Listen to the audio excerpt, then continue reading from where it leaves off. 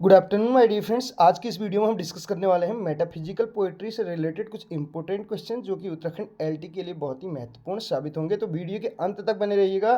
पहले नंबर का जो क्वेश्चन है आप देखिए, who among the following is a metaphysical poet.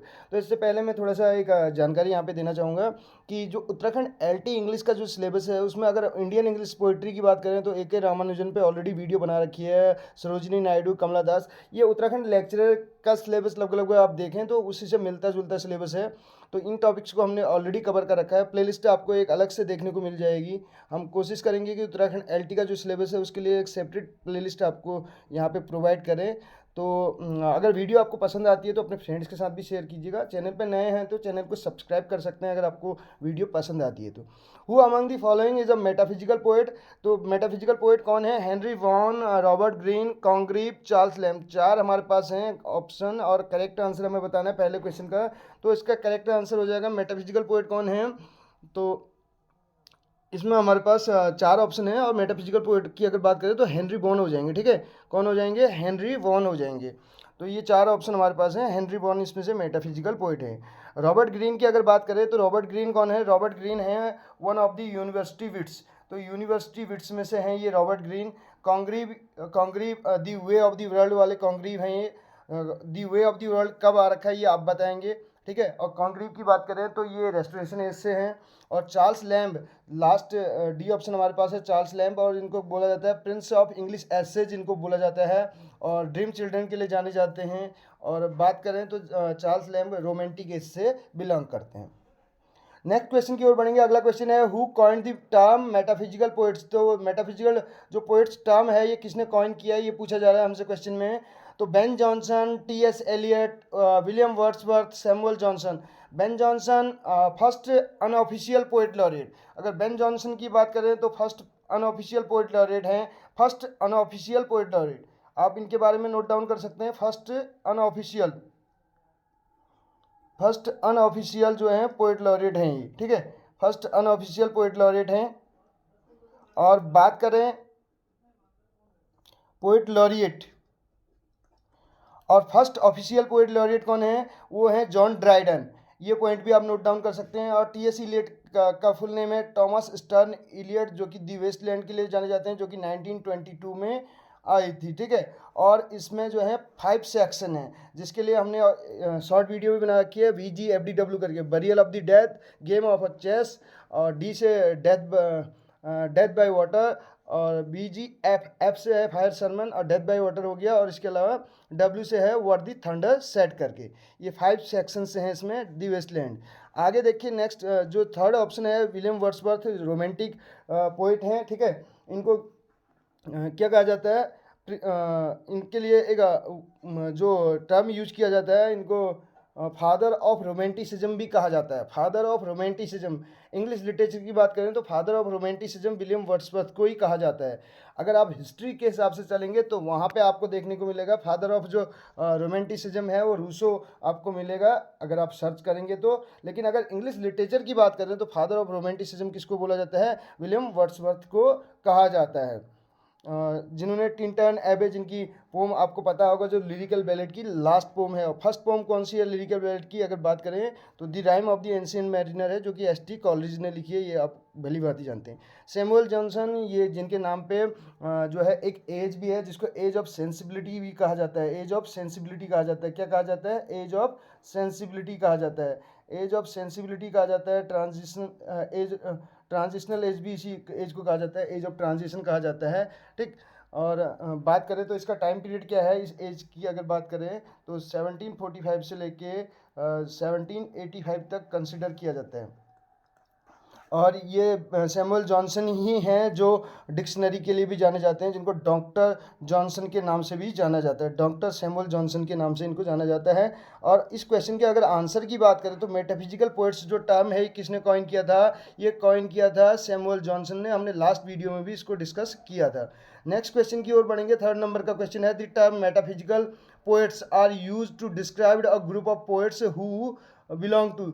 अगर इस क्वेश्चन की बात की जाए, क्वेश्चन नंबर थर्ड की, थोड़ा सा हमें इसको, क्योंकि अगर इसको जूम करेंगे तो ये स्क्रीन से बाहर चला जाएगा, तो इस क्वेश्चन की जो है लेंथ बहुत ज़्यादा है, तो ये the term metaphysical poets are use to describe a group of poets, एक ग्रुप ऑफ पोइट्स को डिस्क्राइब करने के लिए किया जाता है, हु बिलोंग टू, जो बिलोंग करते हैं, कौन सी सेंचुरी से बिलोंग करते हैं मेटाफिजिकल पोइट्स जो हैं, इसके बारे में पूछा जा रहा है। ऑप्शन हमारे पास 4 हैं, और अगर आंसर के इसकी बात करें तो ऑप्शन 15, 16, 17 और 18 मेटाफिजिकल पोइट्स, यानी कि आपको पता है, अगर बात करें 1603 से लेके 1625 तक का जो पीरियड है, जो 1603 से 25 तक का पीरियड है, इसको किस पीरियड के नाम से जाना जाता है? जैकोबियन पीरियड के नाम से जाना जाता है, जैकोबियन पीरियड के नाम से जाना जाता है। और यहीं पे आपको मेटाफिजिकल पोइट्री भी देखने को मिलती है, ठीक है। यहाँ बोल सकते हैं first half of 17th century, first half of 17th century बोल सकते हैं, और इसमें हमारी जो सेंचुरी हो जाएगी वो 17th सेंचुरी, इसका करेक्ट आंसर हो जाएगा। Option number C will be the correct answer of this question. Next question की ओर बढ़ेंगे। अगला क्वेश्चन हमारे पास है metaphysical poets were best known for, metaphysical जो पोइट्स हैं, कहने का मतलब है ये जाने जाते थे, किस चीज़ के लिए जाने जाते थे? बेस्ट नॉन फॉर, किस चीज़ के लिए जाने जाते थे? तो किस चीज़ के लिए फेमस थे ये? Metaphors, hyperbole, simile, conceit. तो इसका आंसर हो जाएगा कंसीट के लिए जाने जाते हैं, और कंसीट को क्या बोला जाता है? फार फेस्ड मेटाफर बोला जाता है, फार फेस्ड मेटाफर इसको बोला जाता है, फार फेस्ड मेटाफर इसको बोला जाता है, ठीक है। नेक्स्ट क्वेश्चन की ओर बढ़ेंगे। क्वेश्चन नंबर 5 है हमारे पास, which metaphysical poet said no man is an island. तो किसने कहा ये, या ये क्रिएशन किसकी है अगर बात की जाए तो? No man is an island करके। तो अब्राहम कावले, बी ऑप्शन है एंड्रयू मार्वेल, सी ऑप्शन है जॉन डन, और डी ऑप्शन है रिचर्ड क्रेसो। हमें इस क्वेश्चन का करेक्ट आंसर बताना है। No man is an island करके ये जॉन डन का है, ठीक है। जॉन डन मेटाफिजिकल पोइट्स के लीडर माने जाते हैं। जॉन डन कौन है? मेटाफिजिकल पोइट्स के लीडर माने जाते हैं, मेटाफिजिकल पोइट्स के लीडर माने जाते हैं। और हमने इससे पहली वाली वीडियो में बताया था, एक तो सन ऑफ डन है और दूसरा सन ऑफ बेन है। इन दोनों क्वेश्चंस को भी आप नोट डाउन कर सकते हैं। सन ऑफ डन किसको कहा जाता है? सन ऑफ डन कहा जाता है मेटाफिजिकल पोइट्स को। सन ऑफ डन किसको कहा जाता है? मेटाफिजिकल पोइट्स को कहा जाता है, मेटाफिजिकल पोइट्स को कहा जाता है। और अगर सन ऑफ बैन की बात करें, सन ऑफ बैन किसको बोला जाता है, ये क्वेश्चन पूछा जाता है, तो सन ऑफ बैन कहा जाता है कैबिलियर पोइट्स को। किसको कहा जाता है? कैबिलियर पोइट्स को कहा जाता है, कैबिलियर पोइट्स को कहा जाता है। और कैबिलियर पोइट्री यानी कि कैरोलिन एज, जो कि इस एज के ठीक बाद आती है, 1625 से लेके 1649 तक। कैरोलियन एज का टाइम पीरियड क्या है? 1625 से 49। ऑलरेडी एजेस पे आधारित हमने वीडियोस बना रखी हैं, एमपी टेट सीरीज को आप जरूर वॉच कीजिएगा। उसमें अगर बात करें एजेस वाइज, हमने एमसीक्यूज करा रखे हैं, 100 एमसीक्यूज करा रखे हैं, हर एक एज पे 100+ एमसीक्यूज आपको देखने मिलेंगे। और कुछ वीडियोस तो ऐसी हैं जिनमें 5-5 मिनट के अंदर मेन जितने भी पॉइंट्स हैं उस एज से रिलेटेड वो भी कवर कर रखे हैं। तो सबसे जो है बेहद महत्वपूर्ण साबित होने वाली है आपके लिए एमपी टेट सीरीज, उसको आप जरूर वॉच कीजिएगा। नेक्स्ट अगर इस क्वेश्चन की बात करें तो होली सोनेट की बात की जा रही है, यहाँ पे होली सोनेट की बात की जा रही है। तो किसका है ये, किसने लिखा होली सोनेट? होली सोनेट लिखा था जॉन डन ने। होली सोनेट किसने लिखा था? होली सोनेट्स किसने लिखे थे? जॉन डन ने। नेक्स्ट क्वेश्चन की ओर बढ़ेंगे। शेक्सपियर के अगर बारे में बात करें तो बार्ड ऑफ एबन कहा जाता है इनको, इनको क्या कहा जाता है? बार्ड ऑफ एबन कहा जाता है। ये तो कुछ बेसिक से क्वेश्चन है जो आपको आते होंगे, ठीक है। बार्ड ऑफ एबन कहा जाता है। फिलिप सिडनी एस्टोफेला एंड स्टेला के लिए जाने जाते हैं। एस्टोफेला एंड स्टेला क्या है ये आप बताएंगे। जॉन डन हम ऑलरेडी बात कर चुके हैं, leader of metaphysical poet. Abraham Cowley ये कौन सी एज से बिलोंग करते हैं आप बताएंगे। Option number D, Abraham Cowley जो है, ठीक है। नेक्स्ट देखिए, holy sonnet is a series of. तो होली सोनेट जो है वो सीरीज है, कितने पोम्स की सीरीज है? होली सोनेट जो है कितने पोम की सीरीज है? 12, 15, 19 और 23। 4 ऑप्शन हमारे पास हैं, हमें इसका करेक्ट आंसर बताना है। होली सोनेट जो है कितने उसकी सीरीज है, कितने सोनेट्स की, कितने पोम की सीरीज है? तो इसमें अगर इसके करेक्ट आंसर की ओर हम बढ़ें तो 19 पोम्स की ये सीरीज है। कितने पोम की है? 19 पोम्स इसमें हैं, 19 पोम्स हैं इसमें। तो इसकी सीरीज है ये होली सोनेट। और किसके द्वारा लिखी गई है होली सोनेट? ये सीरीज है किसके द्वारा लिखी गई है? जॉन डन के द्वारा। और अगर बात करें विलियम शेक्सपियर ने कितने सोनेट लिखे हैं? 154 सोनेट लिखे हैं, ठीक है।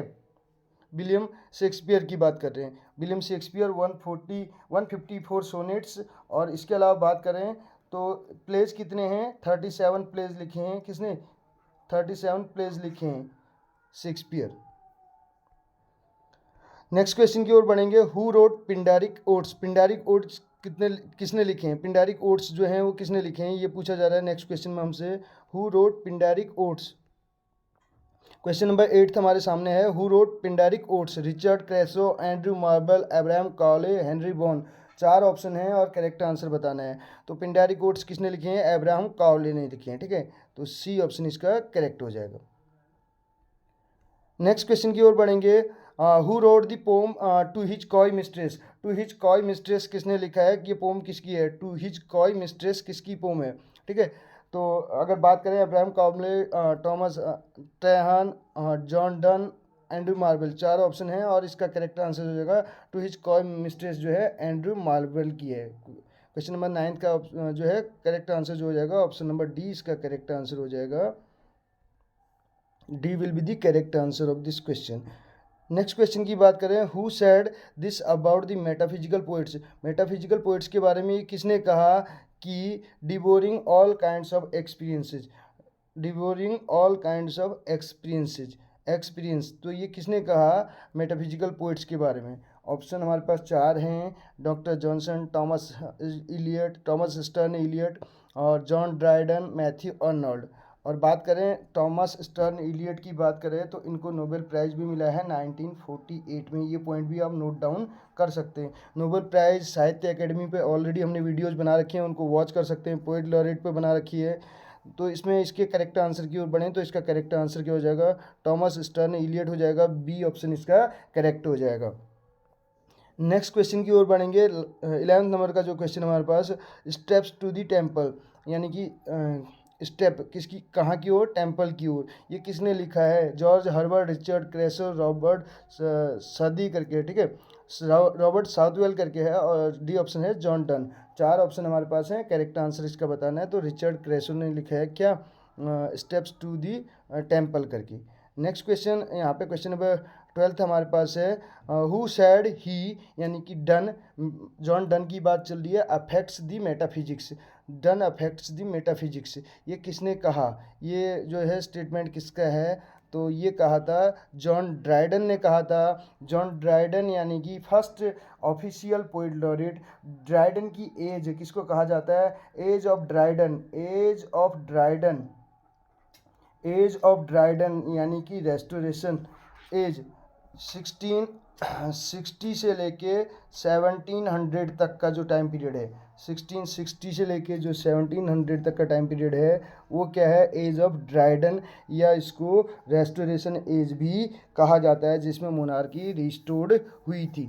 और एज ऑफ ड्राइडन क्यों कहा जाता है? क्योंकि ड्राइडन इस एज के प्रोमिनेंट फिगर थे। ठीक है, तो कैसी लगी आज की वीडियो आपको ज़रूर बताएगा। मिलते हैं अगली वीडियो में। Thank you so much.